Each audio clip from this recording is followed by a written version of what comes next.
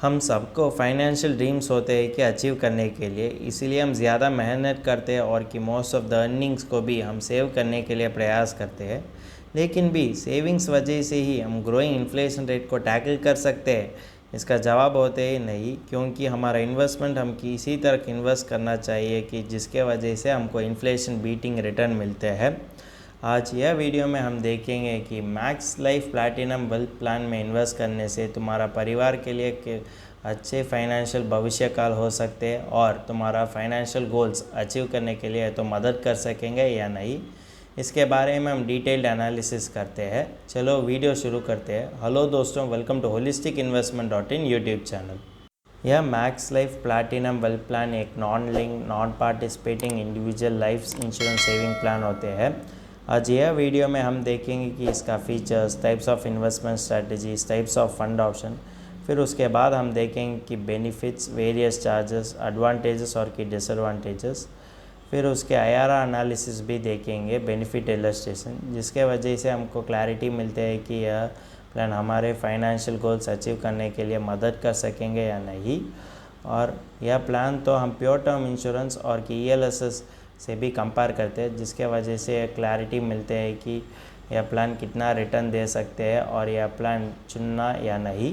अब पहले हम इसका फ़ीचर्स के बारे में जानकारी लेते हैं। अगर देखेंगे तो पॉलिसी होल्डर के लिए फ्लेक्सिबिलिटी होते हैं कि किसी भी प्रीमियम पेमेंट टर्म और की पॉलिसी टर्म उसकी कन्वीनियंस की तरह चुनने के लिए। अगर देखेंगे तो इसमें पॉलिसी होल्डर के लिए कॉम्प्रिहेंसिव लाइफ इंश्योरेंस कवरेज भी मिलते हैं और पॉलिसी होल्डर के लिए राइडर्स होने के कारण हो तो एडिशनल कवर भी ऑप्ट कर सकते हैं। इसमें गारंटीड लॉयल्टी एडिशंस और गारंटीड वेल्थ बूस्टर्स होने के कारण बेस पॉलिसी फंड वैल्यू तो इंक्रीज हो सकते हैं। अगर देखेंगे तो लॉक इन पीरियड ख़त्म होने के बाद पॉलिसी होल्डर के लिए एक ऑप्शन दिया गया जाता है उसका प्रीमियम को 50% फ्रॉम ओरिजिनल और एनुअलाइज प्रीमियम से रिड्यूस करने के लिए। और देखेंगे तो पॉलिसी होल्डर के लिए यह फ्लेक्सिबिलिटी भी होते हैं कि 6 फंड ऑप्शंस और 2 इन्वेस्टमेंट स्ट्रैटेजी से चुनने में। अब देखेंगे है कि max Life Platinum Wealth plan का इन्वेस्टमेंट स्ट्रैटेजीज पहले होते हैं कि सिस्टमैटिक ट्रांसफ़र प्लान।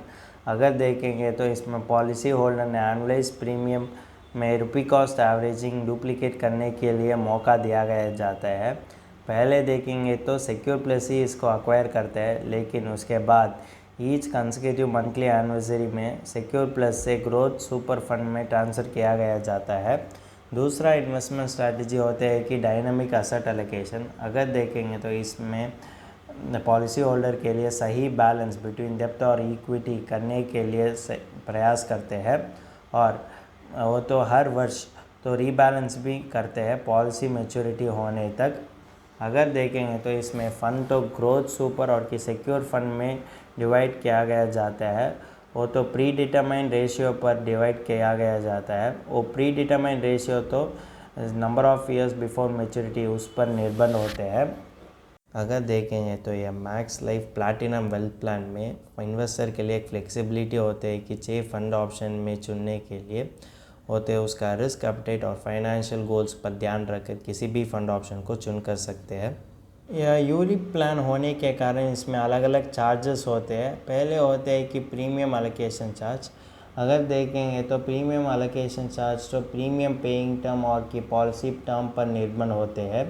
वो तो 3 से 6% तक खर्च लेते हैं। अगर देखेंगे तो यह पॉलिसी में 11 साल से किसी भी प्रीमियम एलोकेशन चार्ज नहीं है। दूसरा चार्ज होते हैं कि फ़ंड मैनेजमेंट चार्ज। अगर देखेंगे तो high growth fund, growth super fund और कि ग्रोथ फंड के लिए 1.25% तक खर्च लेते हैं। बैलेंस फंड के लिए 1.10 तक खर्च लेते हैं।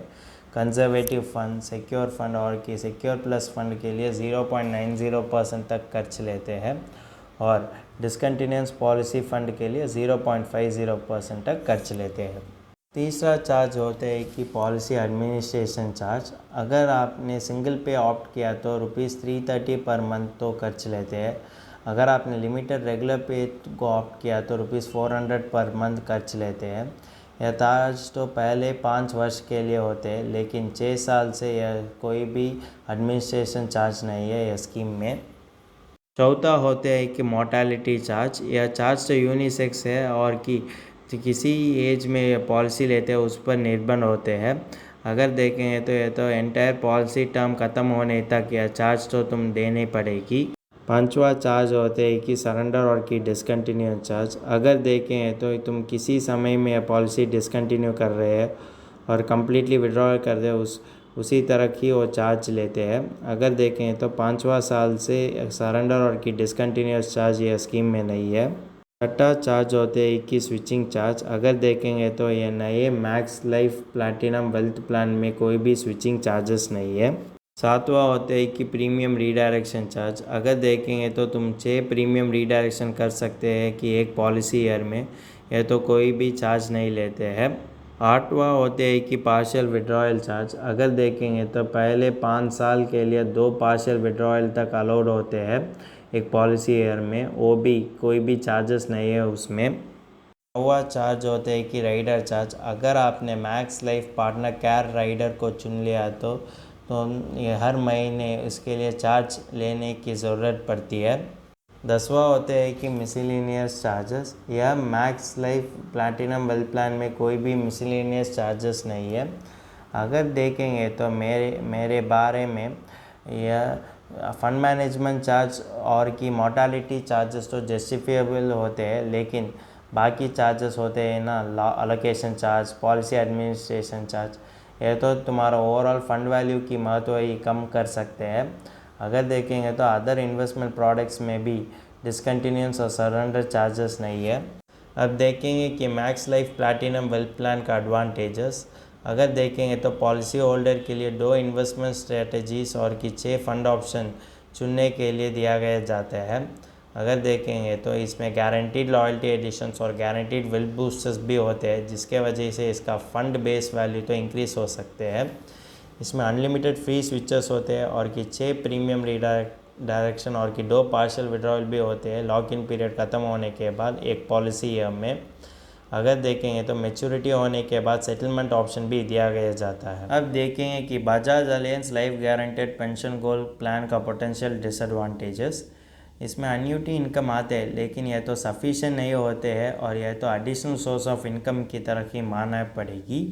अगर देखेंगे तो अन्यूटी अमाउंट तो तुम्हारा पूरा जीवन तक फिक्स्ड होते हैं और यह तो इन्फ्लेशन की तरह एडजस्ट नहीं करते हैं।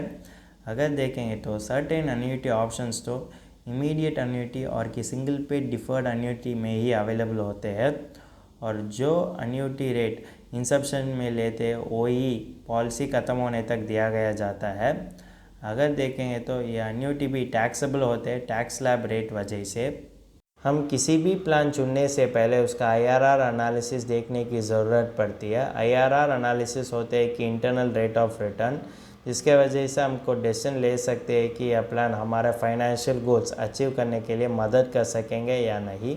अब एक उदाहरण देखेंगे से हमको ज़्यादा समझ कर सकते हैं कि max Life Platinum Wealth plan का IRR किसी तरह हो सकते हैं। अगर देखेंगे तो age of the sum assured होते हैं कि 35 और प्रीमियम पेमेंट टर्म होते हैं कि 20 ईयर्स, पॉलिसी टर्म होते हैं कि 20 ईयर्स, एनुअलाइज प्रीमियम होते हैं कि 2 लाख और सम अश्योर्ड होते हैं कि 20 लाख्स। अब देखेंगे कि यह Max Life Platinum Wealth plan का बेनिफिट इलस्ट्रेशन ने हमने मैक्स लाइफ वेबसाइट से ले चुका है।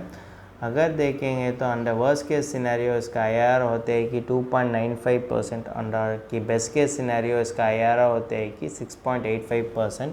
अगर देखें तो वर्स्ट केस सिनेरियो होते हैं कि 4% पर एनम और कि बेस्ट केस सिनेरियो होते हैं कि 8% पर एनम। अगर देखें तो ये max Life Platinum Wealth plan का IRR होते हैं कि 2.95% से 6.85% तक, वो तो बैंक FD से भी कम होते हैं और तुम्हारा फाइनेंशियल गोल्स अचीव करने के लिए ज़्यादा मदद नहीं कर सकते, इसीलिए हम इसका ऑल्टरनेटिव देखने की ज़रूरत पड़ती है। अब देखेंगे कि max Life Platinum Wealth plan का ऑल्टरनेटिव्स तो क्या हो सकते हैं। अब इस max Life Platinum Wealth plan के साथ एक प्योर टर्म इंश्योरेंस और उसके जोते हुए ALSS कंपेयर किया तो हमको पता जाएगी कि किस में इन्वेस्टर के लिए ज़्यादा बेनिफिट मिलेगी। अगर देखेंगे तो एक प्योर टर्म इंश्योरेंस उसका सम अश्योर्ड होते हैं कि 1 करोड़, पॉलिसी टर्म होते हैं कि 20 ईयर्स, एनुअलाइज प्रीमियम होते हैं कि 15,000, बाकी अमाउंट तो ELSS में इन्वेस्ट कर सकते हैं, वो होते हैं कि 1,85,000। अब देखेंगे है कि एक प्योर टर्म इंश्योरेंस और उसके जोड़ते हुए ELSS हमको किसी तरीके से रिटर्न दे सकते हैं।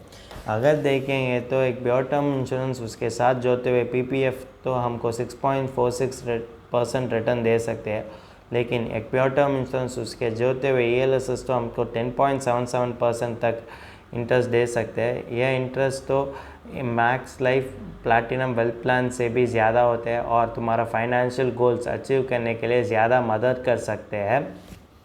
इस वीडियो का फाइनल वर्डिक्ट होते हैं कि max Life Platinum Wealth plan तो पोटेंशियल मार्केट लिंक रिटर्न दे सकते हैं, लेकिन इसमें इनबिल्ट चार्जेस होने के कारण इसका इन्वेस्टमेंट तो कम हो सकते हैं।